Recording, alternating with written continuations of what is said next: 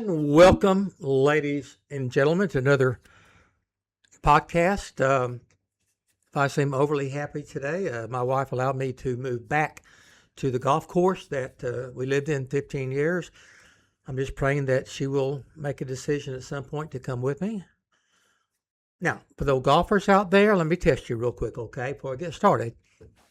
Why did the golfer bring two pairs of pants to the golf course?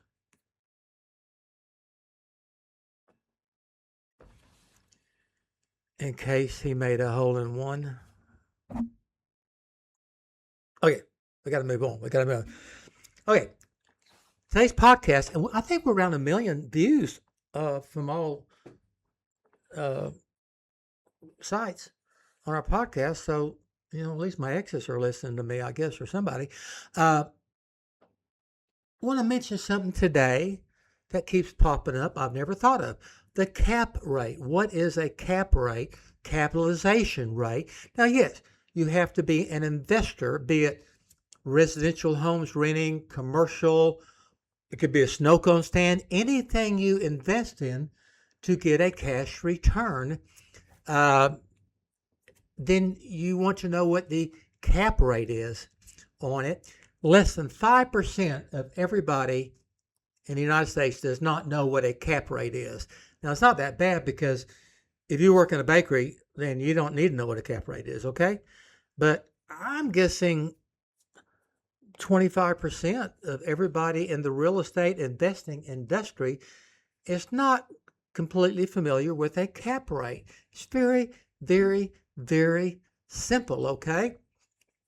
Now, who uses a cap rate? Again, 90% is real estate investors. For rentals, you want to know, is this a good investment? If I get $1,000 a month or $2,000 a month, is that a good return for my investment? Well, the cap rate tells you that, okay? Now,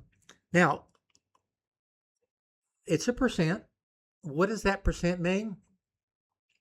You gurus out there are going to totally hate me for making this comment, but if you listen to the rest of this, you'll understand that I agree with you. I'm going to say the cap rate is very, very similar to the interest rate on your savings account or your CD. If your cap rate is 5%, that is the same thing on an annual basis of getting 5% on your CD. If you have a $200,000 CD at 5%, I know that's high, okay, you're getting $10,000 a year interest. If you have a real estate investment that has a 5% cap rate, then you're getting $10,000 value on that, okay? So it's pretty much similar to the interest rate as far as the annual income from it. Now, how do you calculate a cap rate? It is really pretty easy. Your net operating income after expenses divided by what you paid for it, okay? Your net operating expenses is, let's say you buy something and you rent it for $2,000 a month, a house. What you deduct your operating expenses from that, and then divide your net income by what you paid for it. It's as simple as that. Now, what is your expenses? You can sit down and itemize it. And I think a lot of people do this on a higher scale, commercial, whatever. You want to sit there and find out from whoever you're buying the product from, how much you're paying for this, how much you're paying for that, how many. But in a real estate environment, operating expenses are basically your vacancy, your maintenance, your taxes, your insurance, property management fees, if you pay those. Now, you can calculate that out, but you don't really know. So what is the average percent? Just taking an average percent. That average percent goes from 25% of your income, gross income, 25% to probably at least 60 or 70%. Okay. I am going to say, oh, and I know the gurus. You're in California or Florida or New York, and you're a commercial deal, you're figuring 50% probably. I'm going to say for a typical normal real estate home, duplex, fourplex, maybe a simple commercial building, or I'm going to say 30%. Some of you probably calculate 25% on a 30% of expenses. Let's just say you buy a $200,000 home, okay?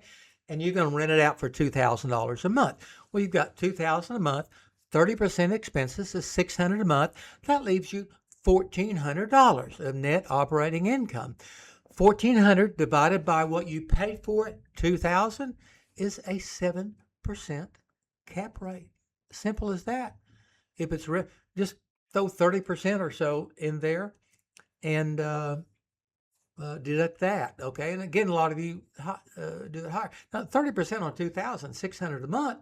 You say, I don't spend $600 a month on it. Well, one vacancy is $2,000, for the year. But I think 30% is reasonably safe for an average deal. Now, what is a good cap rate? I think they run on average from 1% to 10%. Now, if the cap rate is 10%, you say, oh, yeah, I've got to buy that. Yeah. Well, the lower the cap rate, the safer that investment is. The higher the cap rate, the worse, more dangerous that investment is. Typically, 1 to 4% is considered a kind of a premium, stable cap rate. If you have $200,000 and you're trying to figure out what to do with it, you can put it in a CD,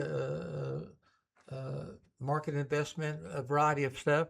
I don't think 3% is pretty good on a CD. 3 or 4% is probably pretty darn good. So you say, well, can I get 3 or 4%? If I get that on a real estate investment, it's the same as far as your return each year. But 1 to 4 is pretty stable. 4 to 6% is considered 1 to 4 is kind of a premium. It should be just a done deal.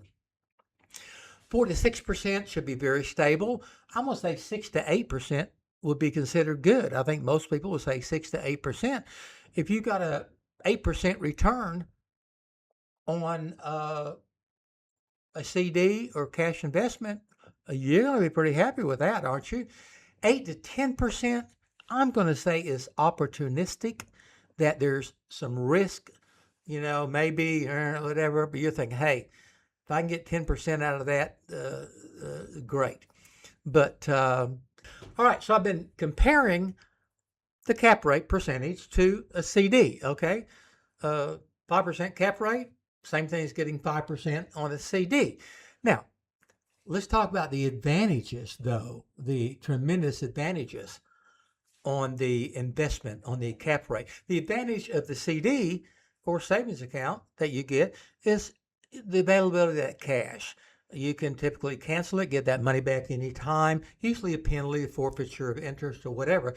But if you're a senior citizen and you're living kind of month to month, then very likely you want the availability of that cash. You want to be able to get, that's the advantage of that. The advantage of the cap rate, the investment, real estate, home, you rent it out for $2,000 a month. We took 30% for expenses, and I think that calculated out to a 7% cap rate, 7% return. So you say, okay, well, 7%, no, that's okay. Here's where the extras are.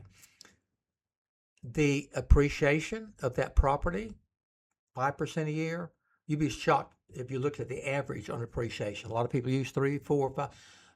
It's probably been 7% the last 12, 13 years on an average. But let's take a 5% appreciation. That $200,000 house has gone up $10,000 that year. Let's take principal reduction on that.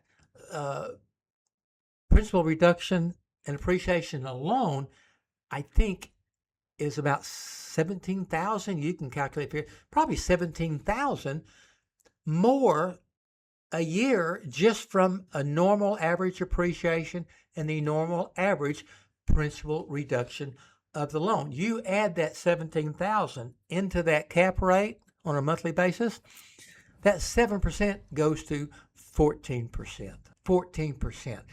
That is very, very realistic. So if you're looking at an investment, then you look first at the cap rate, the percentage, and see if that's good enough for you.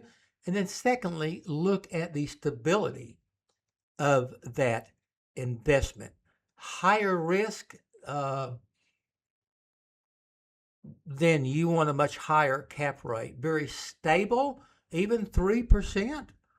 A 3% cap rate is about as good as you're going to get in a CD or a standard investment, but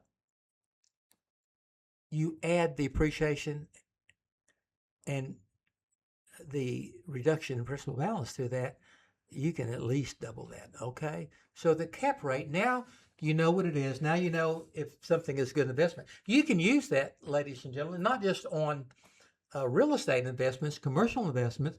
You can use that on a snow cone stand, buy a mobile home, use mobile home for $60,000, rent it out for $800. Look at that cap rate, okay? So the cheaper the investment, the more you get, the better, on it. All right, I always do an extra. And again, I've written hundreds of songs. When I put out 4 or 5 weeks ago, I think I got 300,000 views now or so.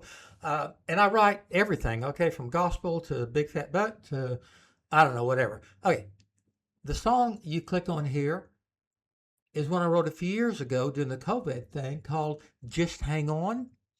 And that song, and when I write something or do something, I forget about it, move on. That song got, hundreds of thousands of views and comments. If you can find the comments under that, I didn't write that as a gospel. I wrote it as an encouraging song because so many people were battling things at that time. And I was helping people in my own companies, helping people in other states that called me for things. And it hit me that night that I told each one of them to just hang on. If it's money, if it's a bill, if it's financial, if it's your boyfriend, your girlfriend, you will get through that. You will get through that. Cancer, deaths, that's a different story. But 80% of your challenges, you will get through. And I told these people, just hang on. I wrote the song, Just Hang On, when I sent it into the studio. And they sent it back with the video, the music, the gospel choir from Nashville. It came out of gospel. But look at the comments under that.